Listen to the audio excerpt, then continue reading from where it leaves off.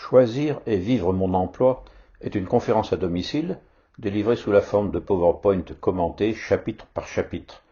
Le confinement ayant supprimé toute possibilité de conférence, cette formule permet à l'auditeur de consulter chaque chapitre séparément en fonction de son intérêt et de ses disponibilités. Voici tout ce qu'il faut savoir pour choisir son employeur et non l'inverse tout au long d'une démarche proactive. Vous ne trouverez pas dans les livres les théories que j'expose, car j'ai tout appris sur le terrain.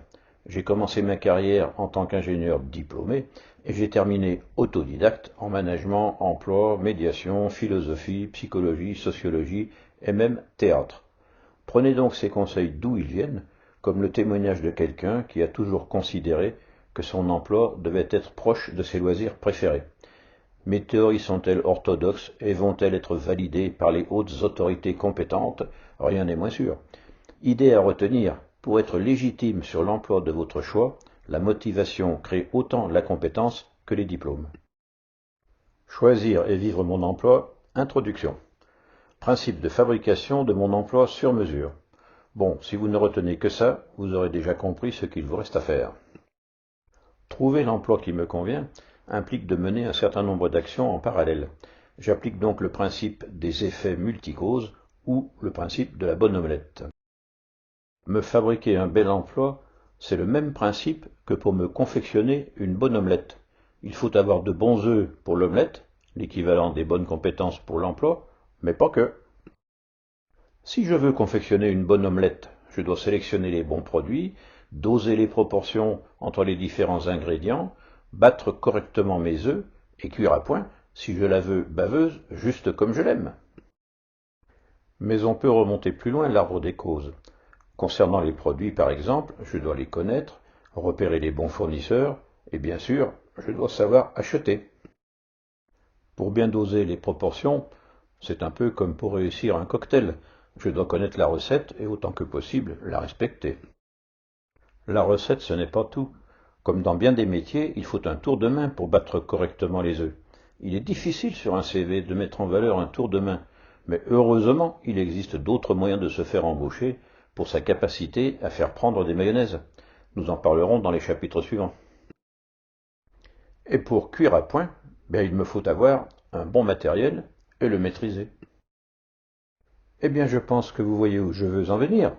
Me confectionner un bel emploi sur mesure est possible en appliquant exactement le même principe.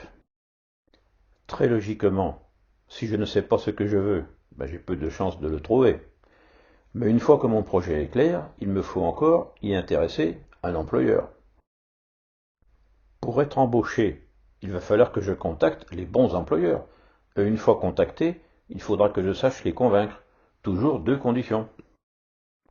Pour contacter, il me faut identifier mes cibles. Qui j'intéresse? Il me faut rédiger les bons messages en utilisant les bons supports.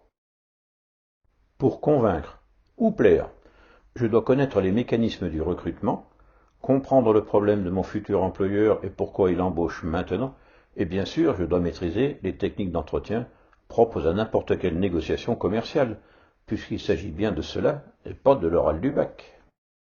Savoir ce que je veux passe aussi par deux conditions, me connaître et connaître mon marché.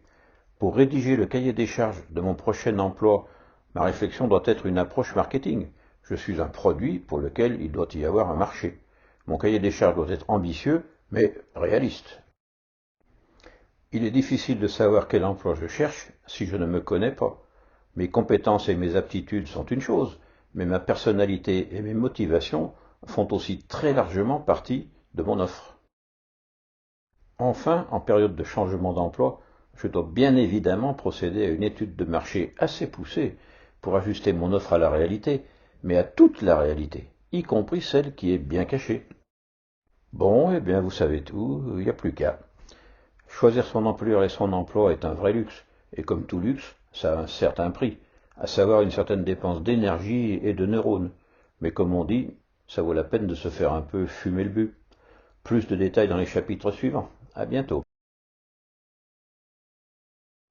Et surtout, n'oubliez jamais, naviguer vent arrière et nager dans le sens du courant, c'est tellement plus cool que de stresser et tellement plus efficace. Oncle Jacques.